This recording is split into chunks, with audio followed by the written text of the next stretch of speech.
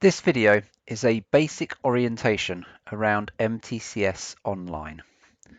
So when you are logged in, you will naturally be taken to what is called your dashboard, and at any point you can click on dashboard at the top or the MTCS logo and it will bring you back to this starting point. On the dashboard towards the top you will have these four large buttons which are for things that people commonly have to do. So the first one will allow you to purchase courses or certificates that you are not currently enrolled on. That will actually take you to the MTCS website where you can follow the links through and it will help you select the right item. If you wish to validate a certificate or a working towards letter, that's the second button. The third button will take you to the competencies portal, and then the fourth for my private files. There's a separate video for private files and for competencies portal which you can watch as well.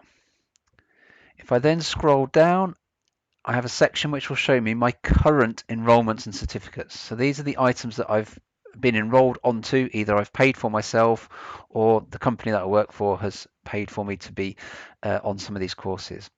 Now, most people won't have very many. Some people might have a few more, and you can change the way that this bit is displayed if you wish. At the moment, mine is showing it with cards, so they look like this, but I could change it to a list, which looks like that. You've also got the option of filtering. So if I choose completed, it will show me all of the ones that I have completed. If I choose in progress, it will show me the ones that are in progress that I haven't completed, or I can choose all and it will then show all of them. And then to go into one of the items, you just click on the link and it will take you into that particular area. If I scroll further down, we'll then have a list of any certificates that I have earned from MTCS Online, and this will be all certificates, even ones that were earned quite a few years ago and are now they might have expired, but they will still be listed here so that you can download them if you need them for your records at any point.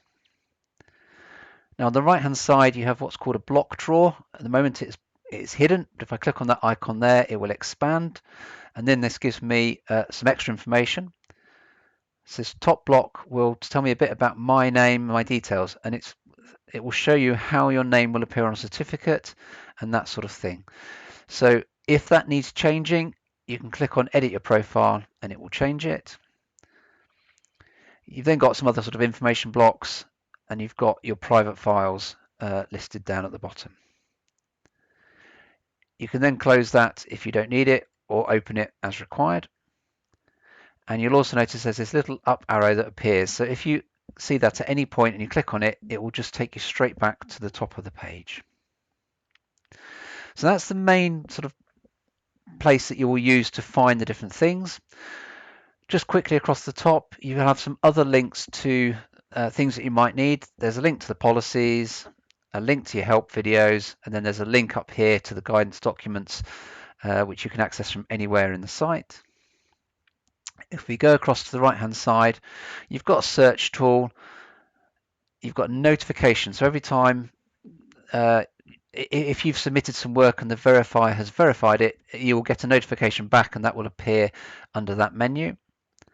And then you'll have your avatar. Now by default it will just be an empty grey box, but if you've uploaded a picture, your picture will appear there, and you've got a few extra options under that there. You can go to your profile, you can change your password, you can access your private files.